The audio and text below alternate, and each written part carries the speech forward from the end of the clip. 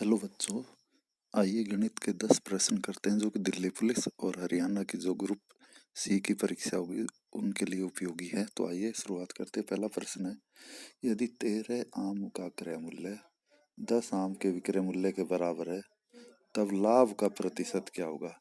तो हमें क्या दिया है कि 13 का जो क्रय मूल्य मतलब सीपी क्रय मूल्य मतलब कॉस्ट प्राइस में 10 के विक्रय मूल्य के बराबर मतलब 10 के एसपी। तो देखिए ऐसे सवालों में कई बार ये भी पूछ लेते हैं कि सौदे में कुल मिलाकर लाभ हुआ या हानि। तो देखिए 13 जितने में हम खरीद के लाए थे उतने में हमने 10 बेच दिए।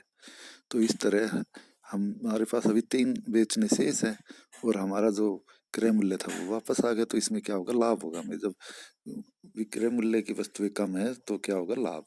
तो अब इसमें शॉर्टकट हम लगाते हैं कि अंतर इनमें वस्तुओं का 13 और 10 का 3 अपन में हमेशा ही विक्रय मूल्य की वस्तुओं की संख्या लेनी है, चाहे लाभ हो चाहे हानि, और गुणा में 100। तो आप काटोगे 0 से 0 और 10 दिया 30%। इसका उत्तर आ गया, यानी कि ऑप्शन सी। 12वां प्रश्न है, किसी वस्तु का अंकित मूल्य 65 रुपए है। एक ग्राहक इस वस्तु को 56 रुपए 16 पैसे में खरीदता है क्योंकि इस पर उसे 2 क्रमिक बट्टा मिलता है जिनमें से प्रथम बट्टा 10% है। बट्टा मतलब छूट, तो पहली छूट 10% है। 65 का 10% या किसी भी संख्या का 10% निकालना है तो अगर पीछे 0 है तो 0 कट जाती है, अन्यथा 1 के बाद दशमलव लग जाता है। तो 65 का 10% कितना आएगा, 6.5 रुपए। तो 65 में से 6.5 रुपए छूट मिल गई, बट्टा मिल गया। तो बाकी कितने बचे, अब 65 में 6.5 रुपए घटा लीजिए आप, तो 58.58 रुपए। अब जो दूसरा बट्टा मिलेगा वो इस 58.58 पे मिला है, और उसके बाद जो वस्तु का मूल्य कितना रह गया, 56 रुपए 16 पैसे।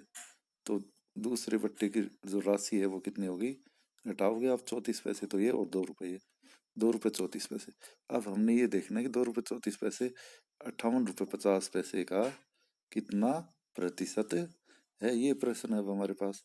तो 2.34 अपॉन में 58.50 गुणा में 100।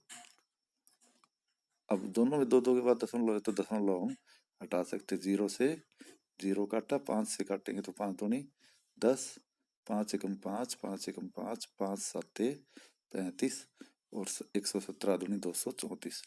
तो 2 दूनी 4% दूसरा बट्टा आ गया। तीसरा प्रश्न है, एक दुकानदार एक निश्चित वस्तु पर 12.5% की छूट देता है और 20% का लाभ प्राप्त करता है। यदि वस्तु पर दुकानदार की लागत 210 रुपए है तो वस्तु का अंकित मूल्य क्या होगा। तो देखिए 210 रुपए क्या क्रय मूल्य है, लागत मूल्य मतलब क्रय मूल्य। अब इस पे 20% लाभ, तो 210 का 20% निकाल लीजिए। 210 गुणा 20/100 तो 42 रुपए आ जाएगा। तो कुल मिलाकर वह वस्तु कितने बेची, 252 रुपए में। और ये कब भी किया, जब 12.5% छूट की दी हमने, यानी कि जो अंकित मूल्य था उसका ये 12.5% कम होकर मतलब 87.5% है। तो 100% कितना हो जाएगा, अंकित मूल्य मतलब 100%। तो ये आप निकाल लीजिए। अब आपको ये ध्यान रखना चाहिए कि 87.5 में 12 है ना, 12.5 वो 7 बार आते हैं और 100 में 8 बार, तो आप ये कैलकुलेशन फिर जल्दी कर पाओगे। अब 7 से इसे काटो आप, 7 दिया 21 और 7 छिक 42, 36 गुणा में 8 यानी कि 288 रुपए। इसका उत्तर हुआ ऑप्शन ए। फिर देख लीजिए कि 210 रुपए क्रय मूल्य है, लागत मूल्य, और इस पर 20% लाभ। तो 210 का 20% निकाले, 210 गुणा 20 गुणा में 100 बटे में 100, तो कितना आ गया ये 210 का 20% 42 रुपए।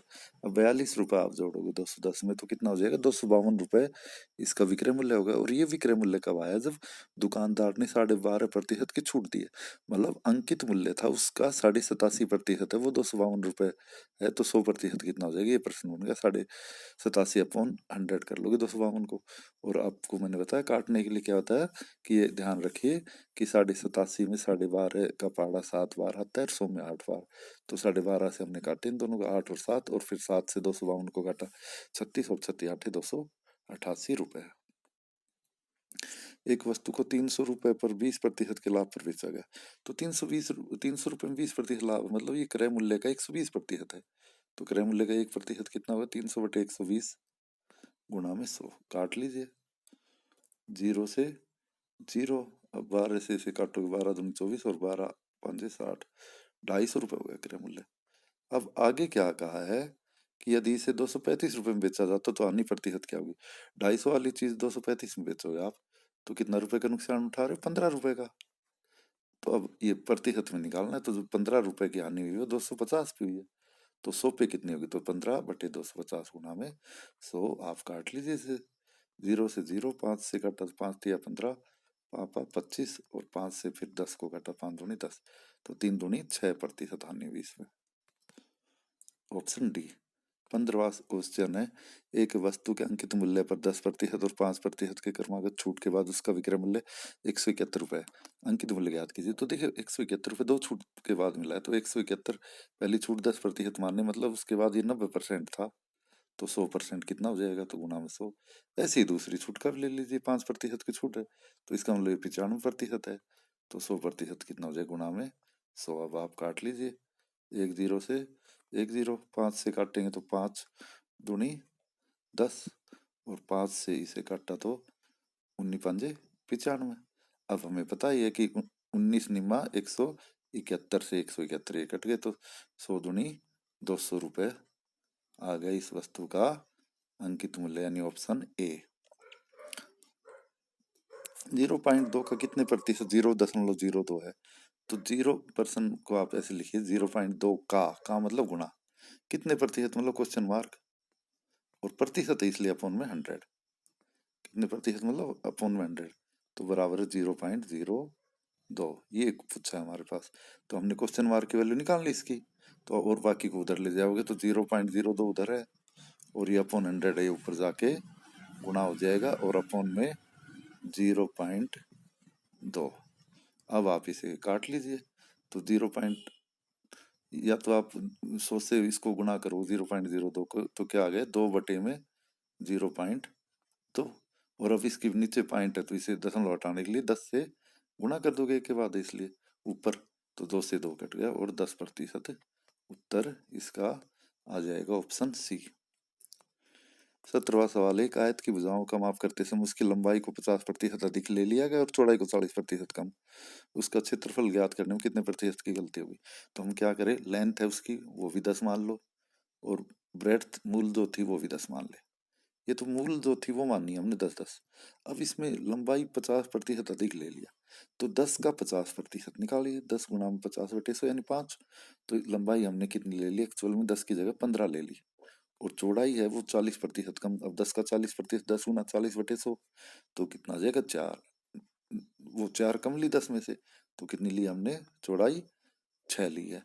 तो अब एरिया क्या होता है आपको पता है, आयत का लंबाई गुणा चौड़ाई, तो 15 गुणा 6 90, तो 90 रह गया। सो उसका पहले एरिया कितना था, जब 10 लंबाई और 10 चौड़ाई मानी आपने, तो एरिया कितना था, 10 गुणा 10 100 आता, लंबाई गुणा चौड़ाई। और अब 90 आया, तो कितनी कमी होगी, 10 की कमी होगी 100 पर, तो 10%। उत्तर आ गया ऑप्शन बी इसका। फिर समझ लीजिए कि हमने मूल रूप से आयत की लंबाई 10 मान ली और चौड़ाई भी 10, तो क्षेत्रफल क्या होता है आयत का, लंबाई गुणा चौड़ाई, तो 10 गुणा 10 100 आता।